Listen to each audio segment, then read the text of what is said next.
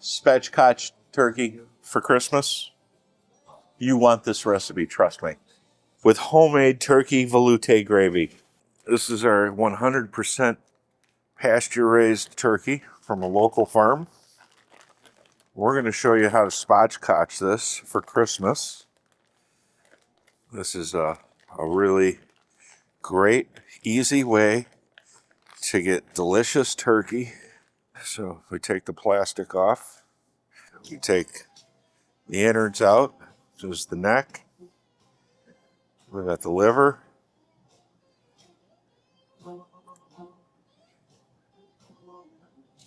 That was it on this turkey. So what we want to do to get this ready is we take the wing off.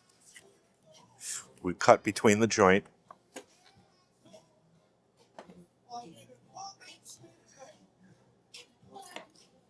This makes great flavor for the stock. We use a yellow cutting board always with poultry. We use a green cutting board for vegetables. We use a red cutting board for meat. And we use a white cutting board for fish. And I'm going to put a kitchen towel down just so it doesn't slide around on me. And I'm going to cut on each side of the backbone of the turkey. And you can do this with a poultry shears. But you want to make sure that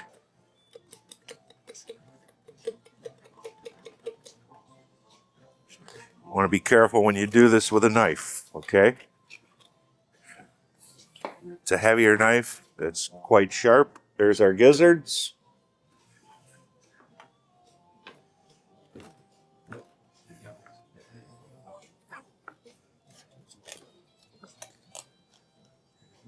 So we take the backbone and we remove it.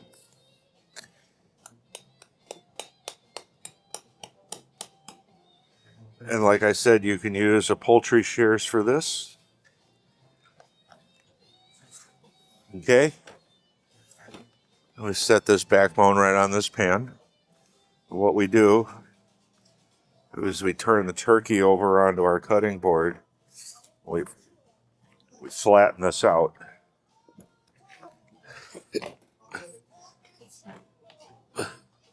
And we break that backbone.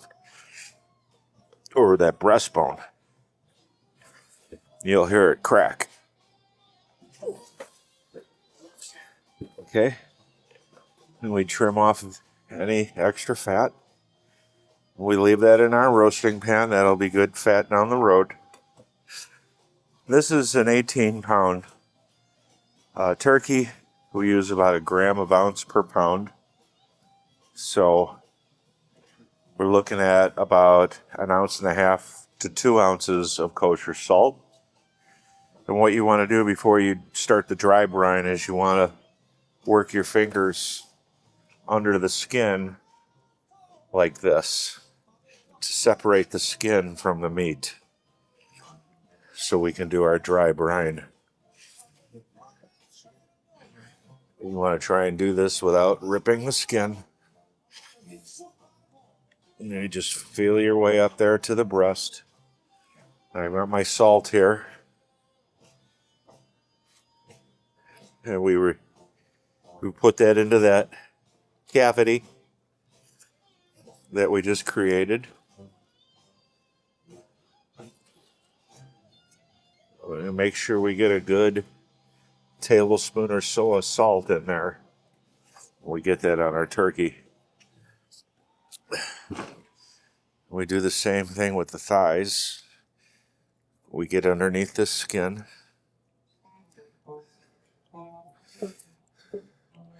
We pull the skin away from the thigh, like so.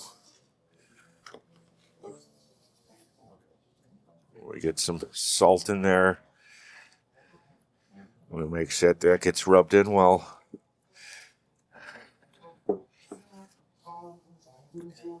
Same with the other side. See how I get my hand all the way in there? And we sprinkle this salt right on top of that thigh to get that all brined. And then we salt the inside of the turkey. Like I said, I had about 2 ounces on there.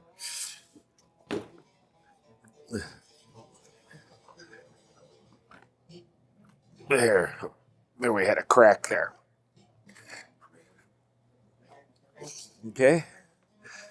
And now this is all dry brined, ready to go.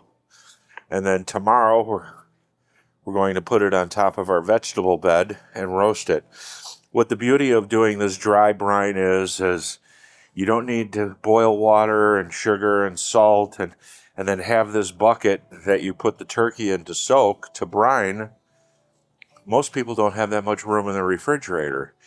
But doing it as a dry brine, you get the same effect of brining the turkey, but without having to take up all that room in the refrigerator. So we put this in the refrigerator for a day. We let that brine. Tomorrow, we will put soft butter with herbs in it underneath this skin as well. We'll put the turkey on top of vegetables, and it'll take half the time to roast as it normally takes to cook a turkey because we have it butterflied. When you put this in the refrigerator, you do not want to cover it. You want this skin to dry out. And that's what will give you a nice crispy crust. There's not a lot of fat on a turkey, but it'll give you a nice color if you get this dry. When you rub it with soft butter, it'll stick because the skin is dry. So we're going to put it in the refrigerator till tomorrow, and then we're going to show you how to finish this the next day. So what's also nice about doing it this way is you can do this the night before. The night before you dry brine your turkey, the next day you butter and herb it up and get it on top of your pan with vegetables. You roast the turkey in the morning. We'll show you how to break down the turkey and have the breast meat, and the thigh meat, and the legs. And then we'll show you how to make a nice gravy with those leftover bones and so forth. So we'll see you tomorrow. All right, so this is the next day. This is our turkey. We dry brined it yesterday. You can see the skin is nice and dry because we didn't wrap it. This is the vegetables. I got celery, onion, carrots. I've got the flat side of the vegetables along the bottom of the pan. So those will caramelize and bring us color and flavor to our gravy. I've got carrots, onions, celery. I've got fresh bay leaves. I got fresh thyme. I threw the neck on here. I'm going to throw the backbone on here and the turkey skin as well. Now, for this part of it, I've got fresh thyme and fresh sage in here. And I've had this butter sitting above my oven getting warm because I want it soft. Now I'm going to use about 8 ounces of this. This is how soft you want your butter. So you can just mix this up easily. So the butter is something that you want to pull out the morning of right away. And this is your flavor, okay? You've already salted the turkey, so you don't need to do that. So all we're going to add to this is a little touch of black pepper. It's about a teaspoon or so. And then remember yesterday we made that gap for the breast.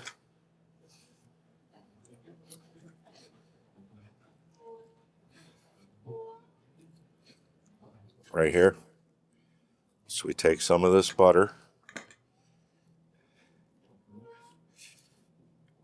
We use our left hand as well to spread that out underneath. And that's going to bring flavor to that breast. So we push it like so. And it's got about a tablespoon or so here.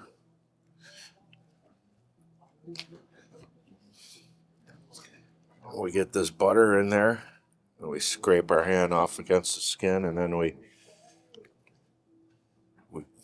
push that butter on our turkey breast. You can see through the skin how that's gone in there like that. Same thing with the thighs. We did the thighs yesterday. We got this here, so we use our left hand, or if you're left-handed, either way. I'm using the skin to scrape that butter off into my hand and then pushing that all over the thigh. Okay? Now, we take the rest of the butter. Because our skin is dry, this butter is going to stick to it.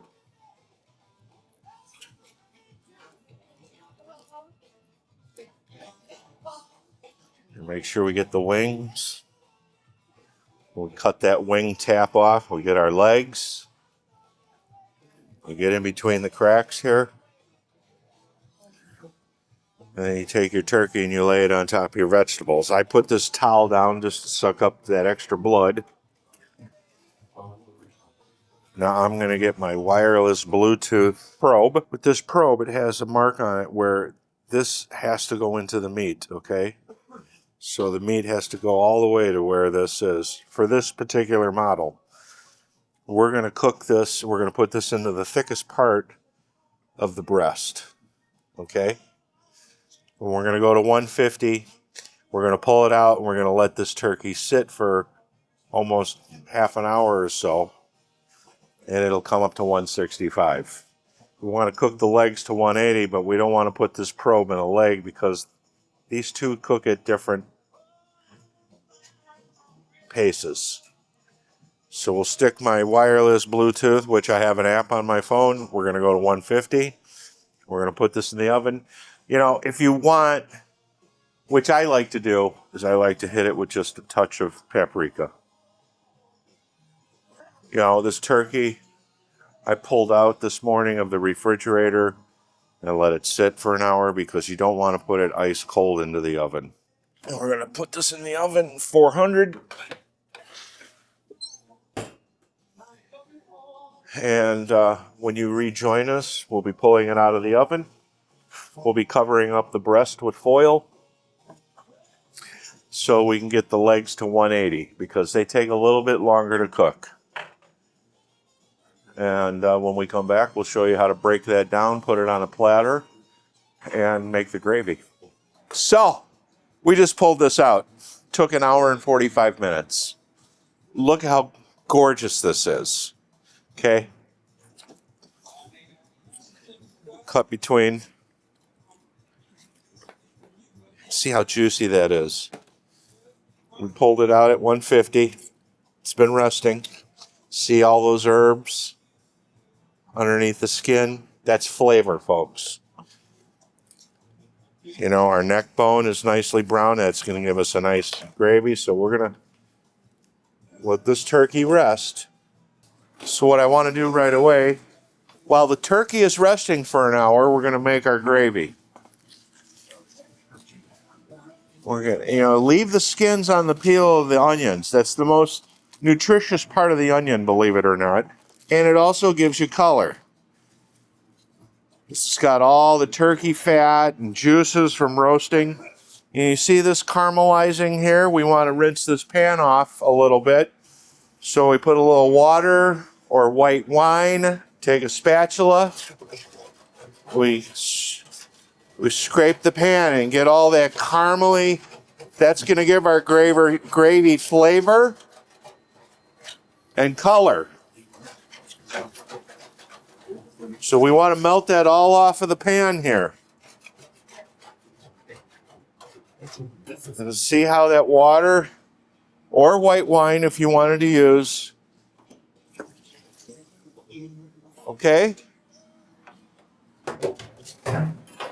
Now to this turkey broth, we don't want to put any more liquid above the vegetables than we already have. I'm going to use white wine.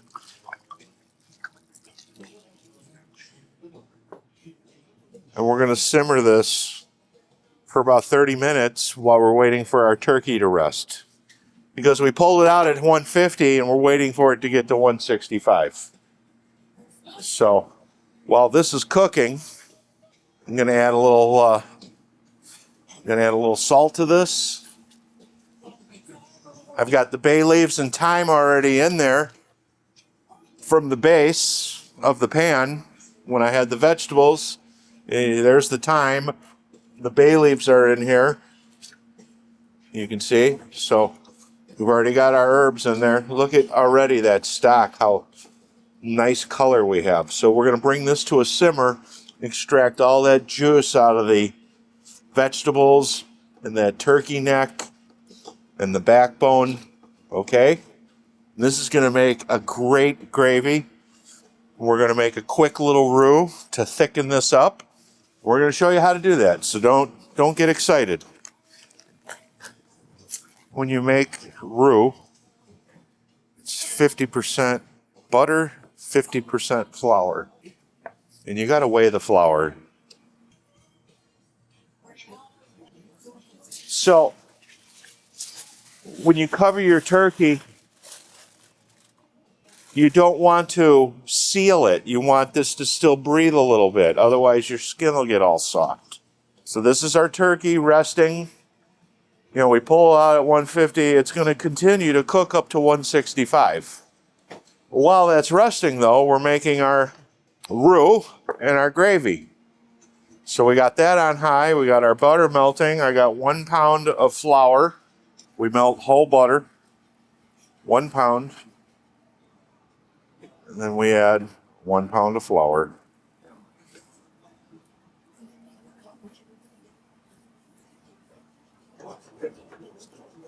Now, we're not going to be using all 2 pounds of this roux, but what's nice about roux is you can save it and use it at a later time. All you got to do is refrigerate it.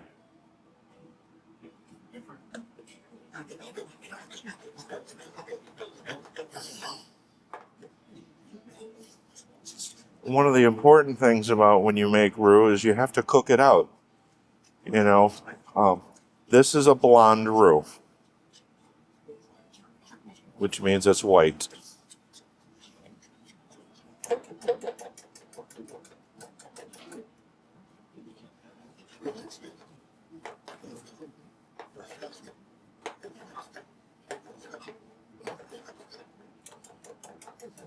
And you want to cook this out so the flour absorbs all that oil and cooks. Now, New Orleans cooking, they would take this all the way to a dark brown, which gives you a specific nutty flavor. It's very, it's what you come to expect from New Orleans cooking. You know, in gumbos, they use a brown roux. You see how that's turning white where it's been cooking? What you want to do, though, is you want to cook this roux out for at least 3 to 4 minutes. If you use a raw roux, then whatever you're thicken up will continue to thicken up over time. If you cook the roux, then the thickness that you have, it'll stay that. It won't get thicker and thicker and thicker because the flour has absorbed all the butter when you're cooking it. When you don't cook it, the flour hasn't absorbed all the butter, so it continues to soak up moisture, and that's why a raw roux continues to get thicker and thicker. You know, now, you know, raw roux, you know, beurre Meunier is raw butter and flour softened and mixed together, and then you use like a little spoon of it to do a pan sauce. That's something that you're eating right away, and you don't have to worry about it getting thicker because it's made for an a la minute, 1 serving type of thing. But when you're making a soup or a gravy, you really have to cook this roux out. You see how it's getting brown there? That's what that roux would look like, this whole thing, if you kept going.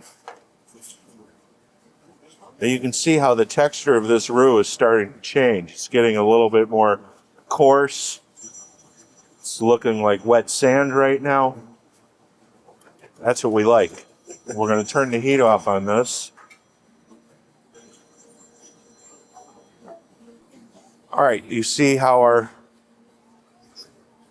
turkey broth is boiling now? We're getting some nice flavor. The smell of this really smells like good turkey.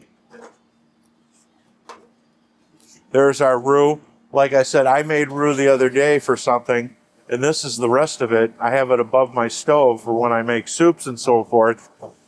You know, it'll stay fine outside by your stove for a week or two. But if you're not going to use it, then just refrigerate it. Cut out what you would want, like an ice cube size, if you're thickening something small. But this roux is good. Refrigerated, it'll last for months. So our stock has been cooking for 45 minutes. So I have a pot here that I'm going to strain my stock.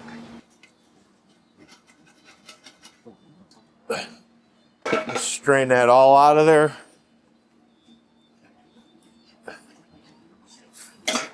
Now we've got our strained turkey broth. We wait for this to come to a boil. Our turkey is almost fully rested. We're about to finish our gravy. We've got our roux. My turkey stock's boiling. That's when it's time to do this. You start with a little bit. You mix it in. Then you go to the thickness that you want. Usually the general rule of thumb is a 2-pound batch of roux will thicken 2 gallons of stock. So we're going to use probably half of this, you know, and put a little bit at a time. You get it mixed in there. And whenever you use roux to thicken a sauce, this is basically right now, technically, this is called turkey velouté. A velouté is one of the mother sauces. We did a mother sauce the other day with hollandaise, but this mother sauce is a velouté. It's anytime you have a poultry stock, normally, thickened with roux, this is velouté, okay? Now, if we add heavy cream to it, which we do for turkey gravy, which I like to, just a little bit. I added about 4 or 5 ounces there. Now it's supreme sauce. So mother sauce turns into supreme sauce. And look, it lightened that up a little bit. It richened it up. Look at how nice this gravy looks. You know, it coats the back of the ladle. But that's what you're looking for with gravy. Now we're going to let this simmer out so this cooks, so this roux cooks in here. If you stop it too soon, you'll have that chalky feeling in your mouth. You have to cook this out like you would cook cornstarch out of a sauce. So it's nice, smooth, and velvety. Now this needs some seasoning. Needs a little bit of salt. Even though we brine that turkey, you would think that that juice would be salty, but it isn't. Little black pepper. And it needs just a little heat. So I'm going to put some of my cayenne pepper sauce into it, just to give it another level. And then to finish this sauce, you know Chef Greg, I like to finish all my sauces with a little bit of butter, unsalted. And one of the tricks that we use in the restaurant when we taste things, where we're tasting soup or sauce or whatever, instead of putting a spoon in here and putting it directly into your mouth, you put it on a cold plate and you cool it off a little bit. That way you can taste it without burning your mouth. Put it on a plate first, cool it off. Look how that's, and it gives you an idea what your gravy is going to be like. That's beautiful. That's beautiful gravy from your turkey. I didn't add any base in here. I didn't add any of my chicken demi in here. This is straight from the turkey, the vegetables, the thyme, the bay leaves. Brought it to a boil after I had simmered it for an hour. I added some roux.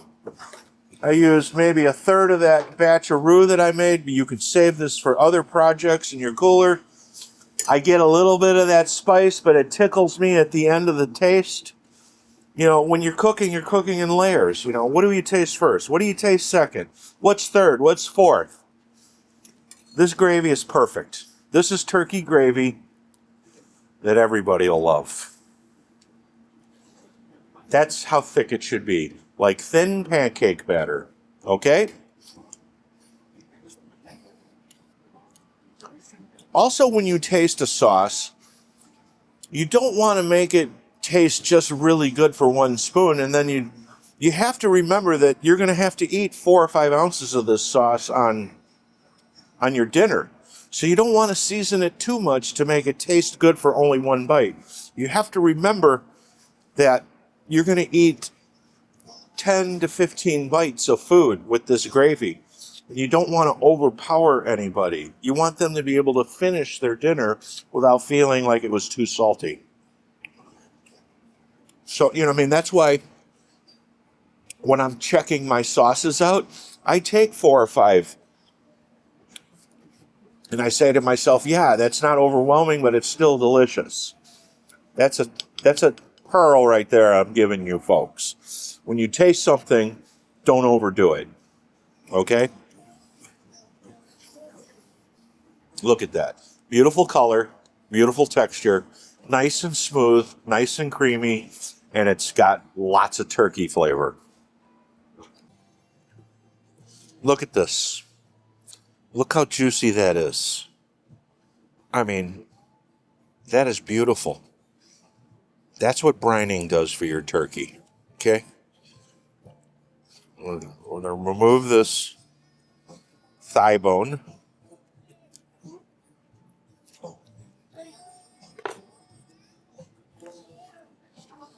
And when you let your turkey rest for an hour, you can do this with your hands. If you want to, you can wear rubber gloves. But,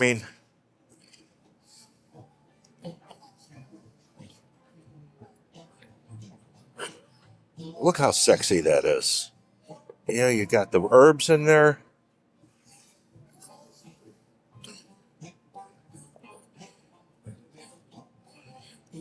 It's boned out.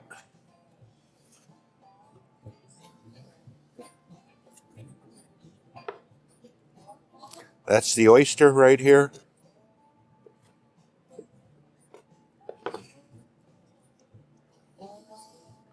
That's all our meat off the thigh. Okay?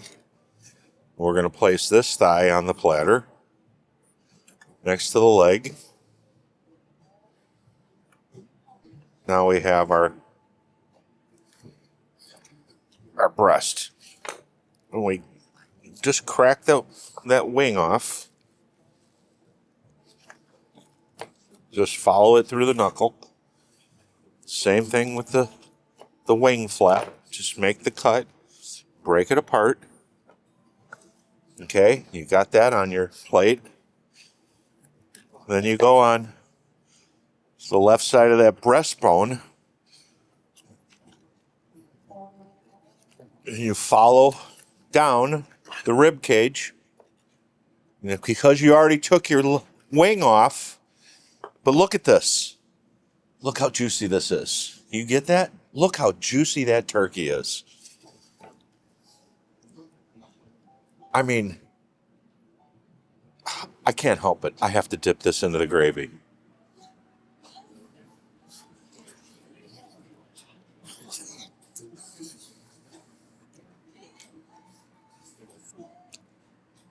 That sage, that thyme, it's not salty at all.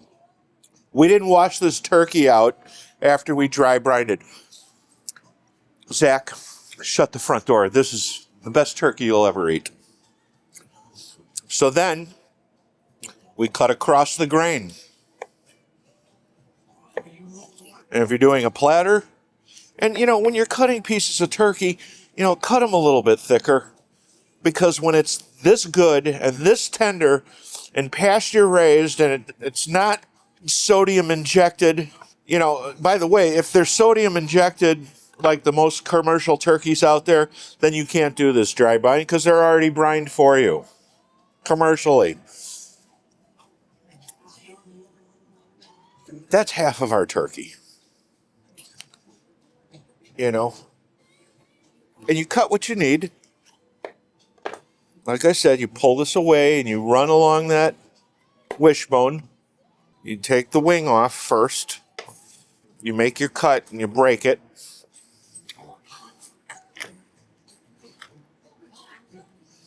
And you cut this in half so you can break it off. And you got your other pieces. And you just follow that rib cage down. And you got yourself a nice piece of white meat. And now you save this for turkey soup. In my family, we save these parts from the thigh and from the body to make avgolemono soup the same day. So after everybody's eaten turkey and the dinner is over and we're watching a football game, while everybody is resting and eating pie and so forth, I make another broth with all my bones, with the legs that didn't get eaten, and I make a nice turkey broth, and I turn that into avgolemono soup, and I take the meat off the legs, I take the meat off the bones, and I cook some orzo or rice on the side. I make my avgolemono, and then I add my rice or my noodles already cooked, my meat, and everybody's eating avgolemono soup at 10 o'clock at night. It's a tradition in our family, and everybody is looking forward to almost the avgolemono soup at the end more than they're looking forward to the turkey. I'm going to wash my hands, sanitize them, and then I'm going to gravy these out. Okay, so just so you can see how this looks now, you know, look at that. I'm sorry, but nobody out there is making turkey like that.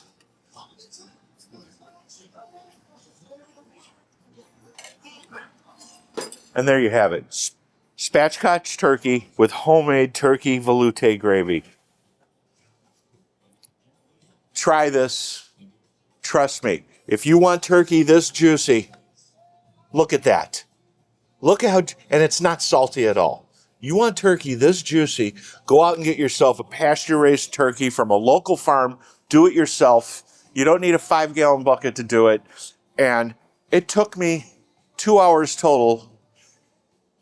Well, I think it was an hour and 40 minutes took to cook this, and then we let it rest an hour. So you got to give yourself 3 hours still, but it's so much easier than cooking a whole turkey for 3.5 hours. I mean, you could still do it. I'm not saying you can't do it, but it works better this way. So we hope you try this recipe for the holidays. I'm also going to be doing possibly a leg of lamb and a ham. So if you don't want to do turkey for Christmas, we're going to do a couple other videos on a nice baked ham and a great leg of lamb. We'll see you next time.